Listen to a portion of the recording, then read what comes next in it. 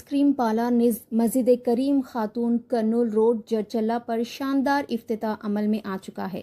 मालिक पार्लर ने अवाम से इस्तेफादा हासिल करने की अपील की है। अस्सलाम वालेकुम नाज़रीन, NH टीवी में आप सभी का इस्तकबाल है। నిన్న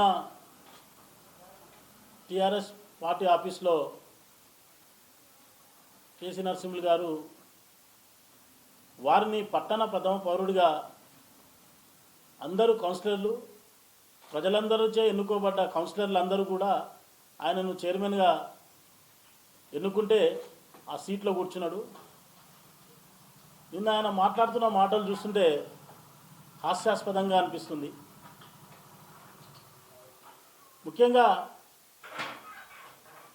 గెలుపోటములు దైవాధీనం, ప్రజలే నిజంగా దేవుళ్ళు అన్నట్టుగా ప్రజా తీర్పును మనం శిరసా వాయించాలి. కానీ మనకు నోటుకొచ్చినట్టుగా మనకు కడుపు నిండితే ఒక మాట, కడుపు వెళ్తే అయితే ఒక మాట మాట్లాడనేది తప్పది. ఈరోజు మహబూబ్నగర్ నియోజకవర్గ ప్రజలందరూ చాలా తెలివిగల వాళ్ళు, ఇంటలెక్చువల్స్ ఉన్నారు మహబూబ్నగర్లో, ఎడ్యుకేటెడ్స్ ఉన్నారు, ఎంప్లాయీస్ ఉన్నారు, అన్ని రకాల వారు మన మహబూబ్నగర్లో ఉన్నారు. వాళ్ళందరూ కూడా ఈరోజు అసెంబ్లీ ఎన్నికల్లో సరైన తీర్పు ఇచ్చి ఈరోజు ఎన్ఎం శ్రీనివాసరెడ్డి గారిని ఎన్నుకోవడం జరిగింది. 2 లక్షల చిల్లర ఓటర్లు ఈరోజు అందరూ గమనించి మెజార్టీ పీపుల్ ఈరోజు ఓట్లేసి ఎన్ఎం శ్రీనివాసరెడ్డి గారిని గెలిపించారంటే వాళ్ళందరూ కూడా ఓన్లీ రెడ్లే లేరు, బీసీలు, ఎస్సీలు, ఎస్టీలు, మైనార్టీలు, క్రిస్టియన్ మైనార్టీ, ముస్లిం మైనార్టీ అందరూ ప్రజలందరూ ఏకమై ఆయన మంచితనాన్ని, ఆయనలో ఉన్న సౌమ్యుడు అని చెప్పేసి, చదువుకున్న వ్యక్తి అని చెప్పేసి, గతంలో 2.5 సంవత్సరాలు మచ్చ లేకుండా మహబూబ్నగర్లో పాలన చేసినన్న ఉద్దేశంతో ఆయనకు అందరూ బ్రహ్మరథం బట్టి ఈరోజు గెలిపించారు. అలాంటి వ్యక్తిని పట్టుకొని చీము, రక్తము, నెత్తురు అని మాట్లాడుతున్నారు. మీరు బిఏ వరకు చదివినని నువ్వే నిన్న మీడియాలో చెప్పినావు. ఎంతవరకు చదివినావు? మేము సర్టిఫికెట్లు అయితే చూడలే, ఎవరు సర్టిఫికెట్ ఎవరు చూడం. కానీ చదువు సంస్కారం కలిగిన మనం ఏమైతే ఉందో ఒక హోదాని, ఒక వ్యక్తిని గౌరవించి మాట్లాడాలి. నీ చైర్మన్ సీటుకు పెసరు పెట్టే వరకు నీకు చీము నెత్తురు గుర్తుకొస్తుంది. అంతకుముందు చీము లేదు, నెత్తురు లేదు అన్నట్టుగా పద్ధతిగా మాట్లాడాలి. మీరు మాట్లాడే విషయంలో మీరు కూడా నాకంటే వయసులో పెద్దవాళ్ళు కాబట్టి నేను గౌరవించి మిమ్మల్ని ఒకటే మాట్లాడుతున్నాను. నేను చీము నెత్తురు అని మాట్లాడడం తప్పు అని మాట్లాడుతున్నాను. నేను బీసీలు ఈరోజు గుర్తుకొచ్చిరా?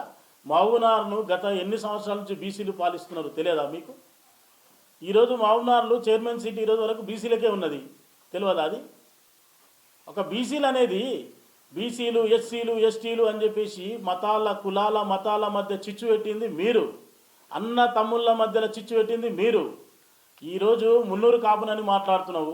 మున్నూరు కాపులో ఈరోజు బూర్జు సుధాకర్ రెడ్డి అన్న వయసులో ఎంత పెద్దవాడో మనకు తెలుసు. అలాంటి వయసును గౌరవించి కనీసం ఆయనను గౌరవించాలి. ఆయన చేసిన దొంగతనం ఏంది, ఆయన చేసిన తప్పేంది, ఆయన ఎంత ఘోర అవమానపరిచిండో నీకు తెలియదా? నీ కళ్ళ ముందర నేనే ముందున్నా, నీకు వీడియోలో చూపించి చూడు బూర్జు సుధాకర్ రెడ్డి పరిస్థితి అని చెప్పేసి జేపీఎన్సీ రవికుమారు, నువ్వు, నేను, మీకు ఇదే కేసీ నరసింహులు, నేను చాలామంది కూడా ముందరుండి చూపిస్తే ఆయనను నిక్కర్ పైన, గ్రీన్ కలర్ నిక్కర్ పైన ఉండి ఆయనను కొడుతున్నారు పోలీసు వాళ్ళు. అది మన మాజీ మినిస్టర్ గారు చూపించిన క్వార్టర్స్లో చూపిస్తే ఆ రోజు నవ్వుతున్నాను. ఆ రోజు నువ్వు మున్నూరు కాపు అని గుర్తుకు రాలేదా? దయచేసి మాట్లాడేటప్పుడు గుర్తుంచుకోండి. ఒకటే చెప్తున్నా, గెలుపోటమి దైవాధీనం. ప్రతిదాన్ని మనం యాక్సెప్ట్ చేయాలి. గెలుపుని ఎలా స్వీకరించినానో ఓటమిని కూడా అలా స్వీకరించాలి. ఫ్రస్ట్రేషన్లో మాట్లాడతావు మున్నూరు కాపునని. ఈరోజు కులాల, మతాల మధ్య చిచ్చు పెట్టేది మీరని మళ్ళీ ఒకసారి చెప్తున్నా నేను. ఇదే ఏనుగొండలో ఇదే మీరిద్దరు కోరమోని వెంకటయ్య, కేసీ నరసింహులు ఉంటే మీ ఇద్దరి మధ్యలో చిచ్చు పెట్టి కోరమోని వెంకటయ్యను చైర్మన్గా చేస్తాని ఆయనను ఇబ్బంది పెట్టి నిన్ను చేసినందుకు నువ్వు సంతోషపడలేదా? మరి ఆ రోజు మున్నూరు కాపు కులం నీకు గుర్తుకు రాలేదా? ఈరోజు సంధ్యా శ్రీనివాసరెడ్డి వార్డులో నరేందర్ ఉన్నాడు. నరేందర్ను శ్రీనివాసరెడ్డిని పంచాయతీ పెట్టి సారు ఎంజాయ్ చేయలేదా మన మాజీ మినిస్టర్ గారు? దాన్ని చూసి నువ్వు సంతోషించలేదా? అంటే ఇది మున్నూరు కాపు ఆ రోజు నీకు గుర్తుకు రాలేదా? వాళ్ళిద్దరు తనుకుంటే డైరెక్ట్ చెప్తున్నాడు ఆయన. వాళ్ళిద్దరు తనుకుంటే వాళ్ళిద్దరిని కేసులు పెట్టుకోమని చెప్తున్నాడు. ఒక పెద్ద మనిషిగా కూర్చోబెట్టి ఒక చిన్న కాలువ పంచాయతీలో జరిగింది ఆ పంచాయతీ. నరేందర్ ఇద్దరు కొట్లాడినారు, నరేందర్ శ్రీనివాస్ రెడ్డి కొట్లాడితే వాళ్ళని కూర్చోబెట్టి మాట్లాడాల్సింది పోయి కాంప్రమైజ్ చేయాల్సింది పోయి వాళ్ళ మధ్యలో ఇంకా పంచాయతీని పెంచారు. ఆ రోజు లేడా మున్నూరు కాపు? మతాల గురించి కులాల గురించి మాట్లాడదు. రాజకీయం మాట్లాడుతున్నప్పుడు రాజకీయంగా ఏం మాట్లాడాలి? ఈరోజు మాజీ మినిస్టర్ గారు మా అందరి కౌన్సిలర్లకు ఎంత ఇబ్బంది పెట్టిండు, మమ్మల్ని ఎన్ని బాధలు పెట్టిండు. ఆ బాధల మీద మాట్లాడినంత తప్ప ఎవరు కూడా అన్పార్లమెంటరీ వర్డ్స్ ఈరోజు వరకు యూజ్ చేయలేదు. దయచేసి అది గమనించాలి. నువ్వు అనవసరంగా ఆ లాంగ్వేజ్ అవన్నీ తీసుకొచ్చి ఏదో గొడవ లేపాలి, ఏదో అల్లరి లేపాలని మాత్రం మనకు వీళ్ళ లేరా? అందరూ అన్ని కులాల వారు, అన్ని మతాల వారు అందరం ఉన్నాం ఈరోజు. లేమా అందరం కలిసి? రెడ్లు, బీసీలు, ఓసీలు, ఎస్సీలు, ఎస్టీలు ఏంది ఇది? దయచేసి ఒకటే గమనించాలి. మీరు కేసీ నరసింహులు గారు మాట్లాడే ముందు ఆలోచించి గమనించి మాట్లాడండి.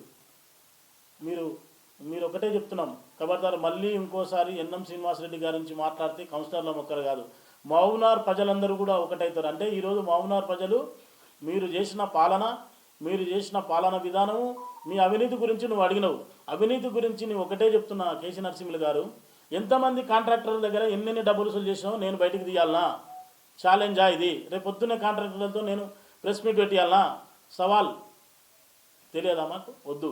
దయచేసి నీ దగ్గర గొడవ పడడము పర్సనల్ విషయాలు వద్దు.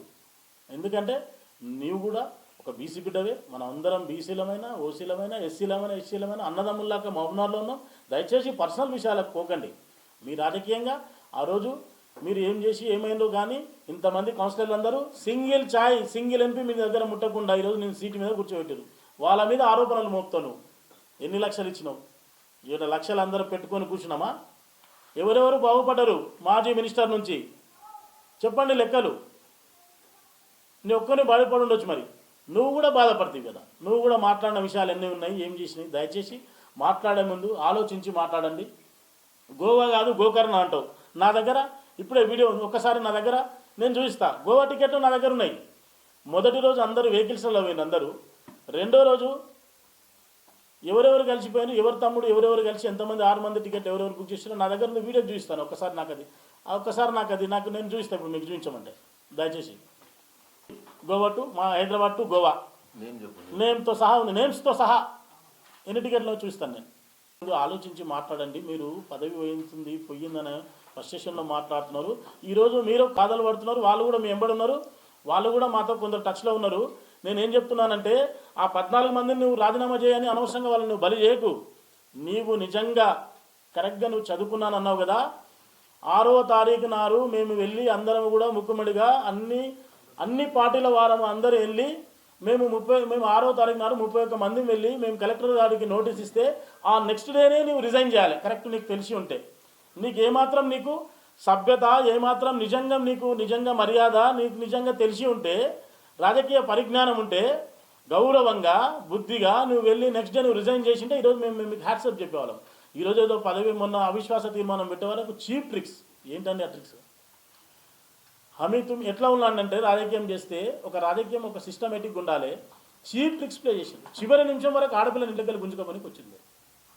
చివరి నిమిషం వరకు ఒక మద్యం మత్తుల 11:30కు ఒక మద్యం మత్తులో మీ తొత్తు ఒక క్యాండిడేట్, ఒక కౌన్సిలర్ ఫోన్ చేసి డబ్బుల గురించి మాట్లాడతారు. రికార్డింగ్ వినిపించాలనా? సవాల్ చెప్పండి. మీరు రికార్డింగ్ వినిపించాలనా? 11:30కి రాత్రి మద్యం మత్తులో మాట్లాడుతున్నారు మా కౌన్సిలర్స్ దగ్గర. మా కౌన్సిలర్స్ని ఎంతమందిని ప్రలోభ పెట్టారో నా పక్కన ఉన్నారు. అందరికీ ఒక మాజీ మినిస్టర్ గారు కానీ వాళ్ళకి సంబంధించిన పిఏలు కానీ ఇంకా మీ దాంట్లో ఉన్న కౌన్సిలర్స్ కానీ మీరు కానీ ఎంతమంది ఎలా మాట్లాడారో, ఎంతమంది చివరి ఆ రోజు బస్సు ఎక్కే వరకు కూడా ఆగకుండా మీరు కాల్ చేశారు. మా దగ్గర విత్ ప్రూఫ్ ఉంది. మా దగ్గర మిస్డ్ కాల్ ఉన్నాయి మా దగ్గర. అనవసరంగా దీన్ని రాద్ధాంతం చేసి దీన్ని ఎక్కడ తీసుకుపోవద్దు. నువ్వు ఒకటే ఆ రోజు అందరు కౌన్సిలర్స్ కోరుకున్నారు, నీకు సీట్ ఇచ్చారు. అరే 4 ఏళ్ళు ఉన్నాను, 1 సంవత్సరం మంచో చెడో సరే మీరెంత సాధిస్తారో భయ అని అనండి. మీరు ఏమంటున్నారు? పనుల గురించి మాట్లాడుతున్నారు. మీరు 45 రోజులు కాలేదు గవర్నమెంట్ ఫామ్ అయ్యి నువ్వు 45 రోజులకు నువ్వు తీర్చిదిద్దలేదు అని మాట్లాడుతున్నావు. తప్పు మాటలు మాట్లాడకండి. ఎవరికైనా ఒక 2 సంవత్సరాలు 3 సంవత్సరాలు అయిందా, 4 సంవత్సరాలు అయిందా, 10 సంవత్సరాలు 9.5 సంవత్సరాలు ఉండి ఏం చేసిరు? నువ్వేమన్నావు? వెనకటికి ఒక ఆమె ఎవరు అన్నారంట. ఒక ఆమె రాత్రికి అన్నం పెట్టకుండా ఒక ఆయన చెప్పిండట, పొద్దున్న లేచి మూతికి నెయ్యి చూసినట్టుంది మీ స్టోరీ. ఆ చివరాస్తల గురించి నువ్వు మాట్లాడుతుంటే పొద్దున్న లేచి ఆమె రాత్రికి అన్నం పెట్టకుండా ఒక ఆమె పొద్దున్న లేచి మూతికి నెయ్యి రుచినట్టుగా మాట్లాడుతున్నాను. ఇంటర్నల్ రోడ్స్ కానీ ఇంటర్నల్స్ సంబంధించిన ఎక్కడైనా డెవలప్మెంట్ పైకి వచ్చి పైన బయట చూసినప్పుడు సంతోషపడాలి పబ్లిక్ అనే ఉద్దేశంతోనే మీరు అన్నీ చేసిండ్రు. డెవలప్మెంట్ విషయంలో కొంత అవకాశం ఇవ్వండి. మన మహబూబ్నగర్ జిల్లా అభ్యర్థి మన సీఎం, జిల్లా వ్యక్తే మన సీఎం. నెక్స్ట్ మన మంచి తెలివితేటలు చదువుకున్న వ్యక్తి ఈరోజు ఎన్ఎం శ్రీనివాసరెడ్డి గారు ఖచ్చితంగా అభివృద్ధి చేస్తారు. మీరు తెచ్చిన ఫండ్స్కి ఎక్కడ కూడా అడ్డు రాలేదు వాళ్ళు. మీరు ఎలాంటి ఫండ్స్ లేకుండా అడ్వాన్స్గా మీరు ఒక చిన్న విషయం గురించి మాట్లాడితే మీరు అడ్వాన్స్గా మీరు డబ్బులు ప్రభుత్వం వస్తుందో రాదో అనే ఉద్దేశంతోనే నువ్వు రెవెన్యూ కొరకు నీవు 2 నెలల ముందు ఉన్న టెండర్లను ఎక్సైజ్ టెండర్లను ఎన్ని కోట్లలో వసూలు చేసినావో తెలియదా? ఈరోజు ఏం లేకుండా లూటి ఖజానా ఖాళీ పెట్టిపోయారు. ప్రజలకు తెలియదా? అది సామాన్య మనుషుల మీద భారం. ఒక మేస్త్రి పోతుంటే పెళ్లి పోతున్నాడు, శంషాబాద్ కాడ ఆగిన మేము 2 పిల్లల్ని భార్యను ఎక్కించుకొని పోతున్నాడు. బండి ఆపి వెహికల్ ఆపి ఆ వసూలు చేస్తుంటే 6,000 రూపాయలు వసూలు చేయాలంటే నేను పెట్రోల్కే నేను 200 రూపాయలు అప్పు తీసుకొని వచ్చిన నేను ఎడగట్టాలంటే లేదు అని భార్యను పిల్లల్ని రోడ్డు మీద పెట్టి పెళ్లికోకుండా ఆ రోజు ట్రాఫిక్ ఛాలెంజ్ పెట్టి మీ ప్రభుత్వం ఆపలేదా? సామాన్య మానవులు బ్రతకలేని పరిస్థితుల భారాలు మోపి అడ్వాన్స్గా రావాల్సిన వసూళ్ళని ముందే వసూలు చేస్తే ఈరోజు లేదు. ఒక సిస్టమ్ గవర్నమెంట్ అడ్మినిస్ట్రేషన్ అంతా సెట్ కావడానికి 40 రోజులు సెట్ అవుతుందా? దయచేసి మీరు ఒకటే ఆలోచించి మాట్లాడండి. అనవసరంగా చిచ్చు లేపి గొడవలు పెట్టాలని ఏది జరుగుతలేదు కదా వెనుకటికి ఏమన్నట్టుగా మీరు ఇప్పుడు ఏదో గొడవలు పెట్టి అల్లర్లు చేద్దామని మీరు ప్లాన్ చేస్తున్నారు. మీ అల్లర్లు చేస్తే మేము ఎవరు గొడవలు పడి టెంప్ట్ అయ్యి వీళ్ళెవరు గొడవ పడడానికి లేము. మేము దయచేసి మా కౌన్సిలర్ల గురించి కానీ మా ఎమ్మెల్యే గురించి కానీ ముఖ్యంగా మహబూబ్నగర్ పట్టణ ప్రజలు చాలా తెలివిగల వాళ్ళు, చాలా బుద్ధి గల వాళ్ళు, వాళ్ళందరూ గమనిస్తూ ఉన్నారు. దయచేసి 10 మంది గమనిస్తున్నారు మన మాటను. దయచేసి అన్ని జాగ్రత్తగా పెట్టుకొని మీరు మర్యాదగా మాట్లాడడం నేర్చుకోవాలని చెప్పి నేను తెలియజేస్తున్నాను.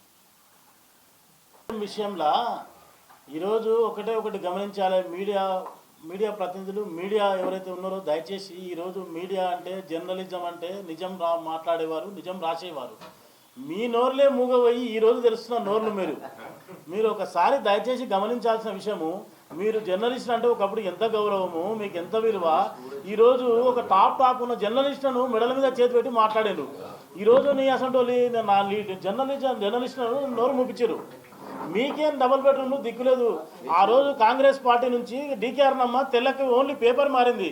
తెల్ల పేపర్ మీ ఇచ్చిన ఏదైతే డబుల్ బెడ్రూమ్ ప్లాట్లు ఏదైతే ఉన్నాయో ఏనుగొండ దగ్గర 8 సర్వే నెంబర్ 25 సర్వే నెంబర్లో మీకు ఇచ్చినవి ఖాళీ తెల్లవి పోయి పింక్ పోయి తెల్లవే పింక్ ఇచ్చారు. మీకు ఈయనకే తిప్పలు పెట్టారు. ఇదే ఇప్పుడు మాట్లాడిన మధు గారు వాళ్ళ డబుల్ బెడ్రూమ్కే వాళ్ళ ప్లాట్కే దిక్కు లేదు. వీళ్ళకు దిక్కుందని ఎట్లా మాట్లాడతారు? మీకే లేదు దిక్కు. మా కౌన్సిలర్లను ఎవరు చూస్తారు? మా కౌన్సిలర్లకు అంత ఉందా? జర్నలిస్టులు అంటే ఇలా వణుకాలే. అది మీకే వణుకు పుట్టించారు వాళ్ళు. మాకేవాడు మాకు దిక్కు లేని పరిస్థితి. అవన్నీ ఎంక్వైరీలో వెళ్తాయి కదా, ఎంక్వైరీ జరిపించండి మీరే. ఆధారం వల్ల మీ అందరి సహకారం వల్ల మేము ఈరోజు ఉంటాం. చిన్న మిస్టేక్ చేస్తా కూడా దాన్ని మీరు వచ్చి లోపల రెక్టిఫై చేసుకోమని చెప్తే మేము సరిదిద్దుకుంటాం. మీరు ఈరోజు మాకు ఒక ఇది మాకు మీలాంటి నోరు పంపించాలని బాధ, కానీ మిమ్మల్ని చిన్న పుచ్చుతున్నాను కాదు. మీలాంటి జర్నలిస్టులని వాళ్ళకి నోరు పంపించారు కాబట్టి బాధ. ఈరోజు మీరు స్వేచ్ఛగా రాయండి. మీరు దయచేసి ఒకసారి పాషాభాయ్ దయచేసి మిమ్మల్ని ఏమంటున్నంటే మీదైనా తప్పు చేస్తే మీలాంటి జర్నలిస్టులు స్వేచ్ఛ ఉంది మీకు. మీరు మాది తప్పని రాస్తే మేము సరిదిద్దుకొని ఈరోజు మేము మంచి నాయకుల్లాగా ఎదగడానికి ఉంటుంది. తప్పును కూడా ఒప్పని రాపించారు వాళ్ళు. అందుకే వాళ్ళకి ఈరోజు ఆ పరాభవం పాలైన వాళ్ళు. దయచేసి మాది తప్పుంటే మీరు రాయండి, స్వేచ్ఛగా రాయండి. మీరు మళ్ళీ మేము సరిదిద్దుకుంటాం. ఎందుకంటే ప్రతి ఒక్క మనిషి అనేక తప్పు చేస్తాడు. మేము కూడా చిన్న తప్పులు జరగకుండా మీరు రాస్తేనే మేము సరిదిద్దుకునే అవకాశం ఉంటుంది. ఈరోజు మీ తప్పులను వాళ్ళు చేసిన తప్పులను మీరు రాయకుండా నోరు మూపించరు. ఈరోజు అందుకే వాళ్ళు ఈ పరాభవం పాలైన. అలాంటి పరిస్థితి మేము తెచ్చుకోం. మీకు స్వేచ్ఛ ఉంది. దయచేసి మీకు ఏమంటున్నంటే మేము ఎవరైనా తప్పులు చేసినా కూడా మీరు రాయండి, మేము సరిదిద్దుకుంటాం.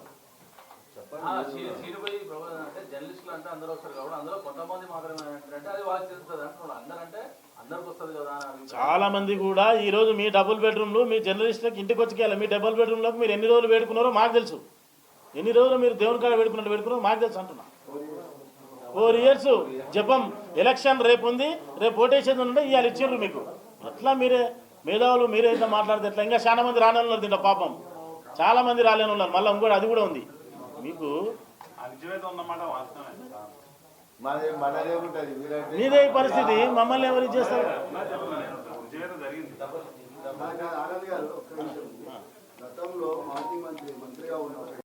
हमारे चैनल को लाइक कीजिए, शेयर कीजिए और सब्सक्राइब करना ना भूलिए।